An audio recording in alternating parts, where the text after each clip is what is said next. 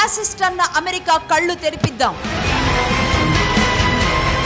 భారత్ ని బ్యాన్ చేయాలి అన్న యుఎస్ మినిస్టర్ కి చరిత్ర గుర్తు చేద్దాం. బానిసత్వంతో వ్యాపారం చేసిన అమెరికానా భారత్ గురించి మాట్లాడేది?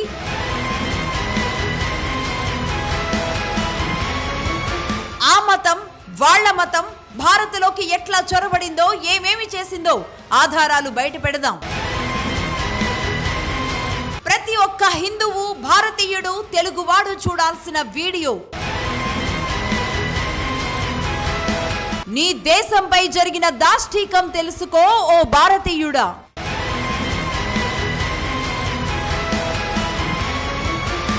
భారత్ పై మిషనరీల దౌర్జన్యపు దాడి, ఆనాటి దారుణాలు చెప్పేందుకు, మీ బండారం విప్పేందుకు మగధ చేతిలో ఆ మత చరిత్ర, ఆధారాలతో సిద్ధమైన 400 ఏళ్ల చరిత్ర.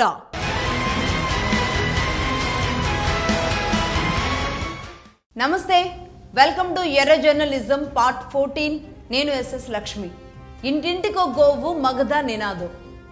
ఇక టాపిక్లోకి వెళదాం. ఇవాళ ఎర్ర జర్నలిజం పార్ట్ 14లో మొన్న America secretary of state mister Marco Rubio భారత్ని, ఆర్ఎస్ఎస్ని, అలాగే మన రాని ఇష్టం వచ్చినట్టు మాట్లాడిన మాటలకు అసలైన సమాధానం నెక్స్ట్ ఎర్ర జర్నలిజంలో చెబుతాను అని నేను ఆనాడు చెప్పడం జరిగింది.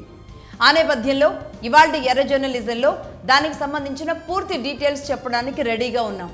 భారతదేశం మతం ముసుగులో అకృత్యాలు చేస్తుంది అని అంటారు అమెరికా విదేశాంగ శాఖ మంత్రి. అది పొరపాటున అన్నది మాత్రం కాదు. అమెరికా మెదడులో భారత్పై గూడు కట్టుకుని ఉన్న పగ అది. ప్రతి అమెరికా ప్రెసిడెంట్ భారత్పై నిలువెల్లా విషం నింపుకునే ప్రవర్తిస్తున్నారు అని చెప్పడానికి బెస్ట్ ఎగ్జాంపులే ఇది. రాజకీయ దాడులకు భారత్ అదరడం లేదు, బెదరడం లేదు. అటు భారత్ పక్కనే ఉన్న పాకిస్తాన్ని ఉసిగొల్పినా ఏం చేయలేకపోతున్నాం. అది కూడా కాకుండా ఇరాన్ యుద్ధ సమయంలో, ఉక్రెయిన్ యుద్ధ సమయంలో భారత్ బ్యాలెన్స్డ్ విధానం ఏదైతే ఉందో అది అమెరికాకి పిచ్చెక్కిపోతోంది. ఒక్క అమెరికా ప్రెసిడెంట్తో తప్ప భారత్ ఇజ్రాయెల్ ప్రధానితో, రష్యా ప్రధానితో, గల్ఫ్ రాజులతో, ఆఖరికి ఇరాన్ రాజుతో కూడా మాట్లాడుతూనే వచ్చింది. దీంతో అమెరికాకి నిజంగానే పిచ్చెక్కుతున్నట్టుగా కనబడుతుంది చూస్తుంటే.